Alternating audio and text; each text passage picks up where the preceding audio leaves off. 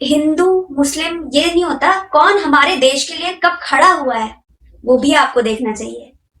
मैं भी इतने सारे नाम तो मेरे को खुद ही नहीं पता थे, मैं आज खुद ही देख रही हूँ कि हाँ इतने सारे लोगों ने कंट्रीब्यूशन किया। आई थिंक इसमें से बहुत जिन्होंने किया है ना कंट्रीब्यूट, उनके मुकाबले ये तो काफी चंद से नाम है, 12 नाम है, लेकिन और भी काफी सारे मुस्लिम्स और भी सारे रिलीजन के लोग। अगर ये लोग नहीं होते तो इंडिया ने जो आज मुकाम हासिल किया है, जो शोहरत हासिल की है, ऑफ कोर्स वो इनके बिना पॉसिबल नहीं होते। इनका बहुत बड़ा योगदान है। आज हमारे देश में धर्म के नाम पर नफरत की राजनीति अपने चरम पर है। कभी गोरक्षा के नाम पर तो कभी मोबाइल जिंग के जरिए एक खास समुदाय के लोगों को भीड़ द्वारा पीट पीट कर मारा जा रहा है। राष्ट्रवाद के ठेकेदार उन्हें भारत छोड़कर पाकिस्तान जाने तक की नसीहत भी दे देते हैं। लेकिन दोस्तों, हमें ये नहीं भूलना चाहिए कि हमारा देश भारत किसी एक धर्म के राष्ट्र का नहीं है। इस बड़े देश को बनाने में सभी धर्मों के लोगों ने अपना योगदान दिया है, चाहे वो देश की आजादी की लड़ाई हो या फिर आजादी की बाद से आज तक भारत में हुआ विकास कार्य। इस वीडियो में मैं आपको कुछ ऐसी ही मुस्लिम शख्सियतों के बारे में बताने जा रहा हूँ जो अगर हमारे देश में पैदा ही नहीं होते तो शायद ही हमें सांस्कृतिक, सामरिक और शैक्षणिक आदि स्तर पर वो अंतर्राष्ट्रीय पहचान मिलती जो आज हमें मिली हुई है। नमस्कार दोस्तों, द मिस्टिकल लाइन पर आपका स्वागत है। मुझे सानिया मिर्जा नजर आई है, वो दूसरा टेनिस खेलती है, उसका मुझे याद है। हमारे इस लिस्ट में सबसे पहला नाम है आदरणीय एपीजे अब्दुल कलाम का। APJ Abdul Kalam, missile man APJ Abdul Kalam का जन्म 15 अक्टूबर 1931 को रामेश्वर में एक मुस्लिम परिवार में हुआ था। उनके पिता का नाम जैनुलाब्दीन था, जो एक नाविक हुआ करते थे। बेसिक शिक्षा हासिल करने के बाद कलाम ने 1957 में मद्रास इंस्टीट्यूट ऑफ टेक्नोलॉजी में अपनी डिग्री हासिल की और 1958 में एक वैज्ञानिक के रूप में defence research and development organisation यानी DRD को ज्वाइन किया।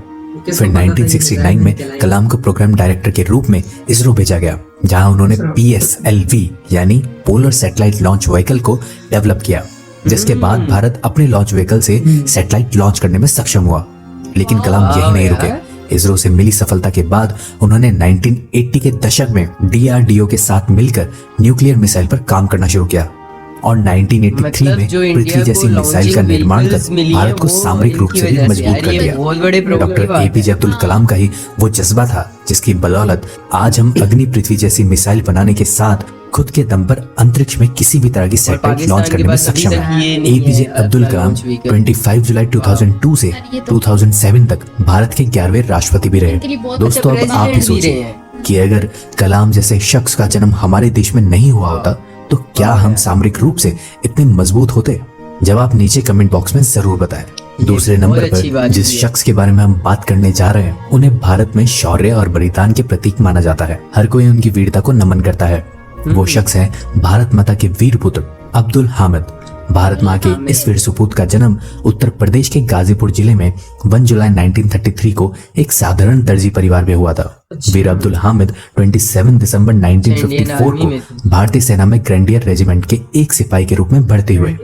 लेकिन कुछ ही दिनों बाद इनके साहस को देखते हुए सेना ने उन्हें 4th ग्रेनेडियर बटालियन में भेज दिया और इस रेजिमेंट के लिए काम करते हुए 1965 में भारत पाक युद्ध के दौरान दुश्मनों से लड़ते हुए वीर अब्दुल हामिद शहीद हो गए। पर शहीद होने से पहले अब्दुल हामिद ने अपनी गन माउंटेड जीप से उस समय अजय समझे जाने वाले पाकिस्तान के 5 पेंटन टैंकों को नष्ट कर दिया।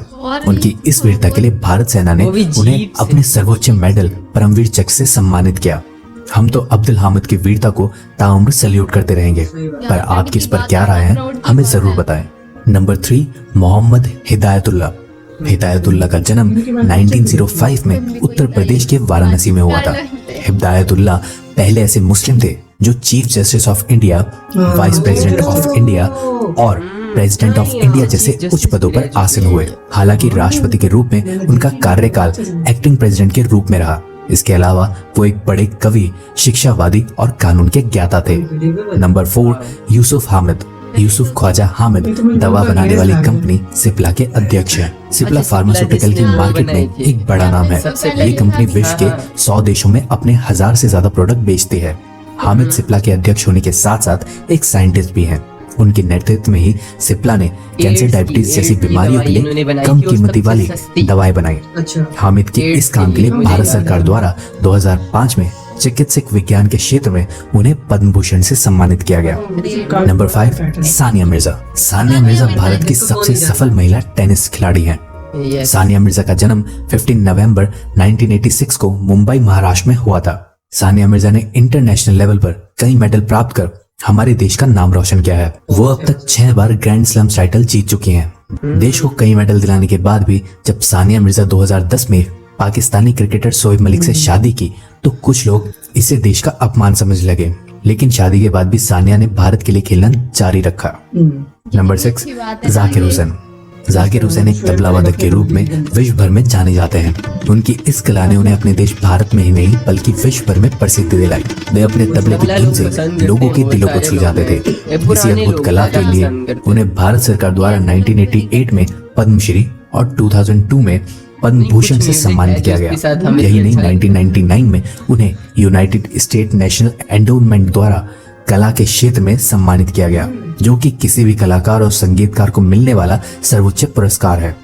इसी तरह उन्होंने दुनिया भर में भारत को कला के क्षेत्र में सम्मान दिलाया। मतलब ऐसे लोग हैं जिन्होंने सही नाम आजम प्रेम जी। आजम प्रेम जी का जन्म 24 जुलाई 1945 को मुंबई के एक नाजिर इस्माइली शिया मुस्लिम परिवार में हुआ था। आज आजम हाशिम प्रेम जी भारतीय सॉफ्टवेयर कंपनी विप्रो के अध्यक्ष हैं। भारत के लगभग 2 लाख लोग विप्रो के लिए काम करते हैं। आजम प्रेम जी ने भारत की शिक्षा की बेहतरी के लिए आगे बढ़कर काम किया। प्रेम जी को भारत का सबसे बड़ा दानवीर भी कहा जाता है।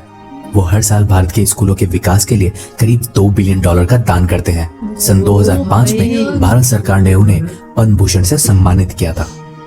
इरफान खान। इरफान खान भारतीय फिल्मी अभिनेता है और वे बॉलीवुड में अपने दमदार अभिनय के लिए जाने जाते हैं। इरफान खान का जन्म एक मुस्लिम परिवार में जयपुर में हुआ था। उन्हें अभिनय के लिए कई राष्ट्रीय और अंतर्राष्ट्रीय अवार्ड्स मिल चुके हैं। इरफान कई बार फिल्म फेयर और कई बार नेशनल अवार्ड जीत चुके हैं। 2011 में फिल्मों में अपने योगदान के लिए उन्हें भारत सरकार ने पद्मश्री से नवाजा था। सईद ज़हूर कासिम। सईद ज़हूर कासिम का जन्म 1926 में इलाहाबाद, उत्तर प्रदेश में हुआ था। वे एक प्रसिद्ध बायोलॉजिस्ट हैं। डॉक्टर सईद ज़हूर कासिम प्रथम गंगोत्री अभियान के नाम से प्रसिद्ध अंटार्कटिक अभियान दल के नेता थे। वे 1991 से 1996 तक भारत के योजना आयोग के सदस्य भी रहे। 1999 में उन्हें marine biologist international life time achievement award UK से भी पुरस्कारित किया गया। सरकार ने भी इन्हें पद्मश्री और पद्म भूषण से सम्मानित किया। 88 वर्ष की आयु में 20 अक्टूबर 2015 को उनका निधन हो गया। MF हुसैन। मकबूल फिदा हुसैन का जन्म 17 सितंबर 1915 में महाराष्ट्र के पुंडपुर में एक सुलेमान बोरा परिवार में हुआ था। मकबूल फिदा हुसैन, जिन्हें MF हुसैन के नाम से भी जाना जाता है, एक फेमस अंतर्राष्ट्रीय भारतीय चित्रकार थे। MF हुसैन को भारत का पिकासो भी कहा जाता है। सन 2008 में MF हुसैन सबसे महंगी भारतीय चित्रकार बन गए थे, जब क्रिस्टीज की नीलामी में उनकी एक चित्रकला लगभग 16 लाख अमेरिकी डॉलर में बिकी थी। हालांकि उन्हें कई बार अपनी चित्रकारी के कारण विवादों का भी सामना करना पड़ा था। वो माधुरी दीक्षित की खूबसूरती के बड़े प्रशंसक थे और मरने से पहले उनकी कई तस्वीरों को कैनवास पर भी उतार चुके थे। कुछ विवादित हिंदू देवी देवताओं की पेंटिंग बनाने के बाद उन्हें भारत छोड़कर जाना पड़ा था और 2011 में उन्होंने अपनी आखिरी सांसें कतर के नागरिक के रूप में ली थी। अच्छा, कतर में। AR रहमान। AR रहमान का जन्म हालांकि एक हिंदू परिवार में हुआ था, लेकिन बाद में उन्होंने मुस्लिम धर्म को अपना लिया था। अल्लाह रखा रहमान हिंदी फिल्म के एक प्रसिद्ध संगीतकार हैं। रहमान गोल्डन ग्लोब अवार्ड से सम्मानित होने वाले पहले भारतीय हैं। AR रहमान ऐसे पहले भारतीय हैं जिन्हें ब्रिटिश भारतीय फिल्म स्लमडॉग मिलेनियर में उनके संगीत के लिए 2 ऑस्कर अवार्ड मिले थे।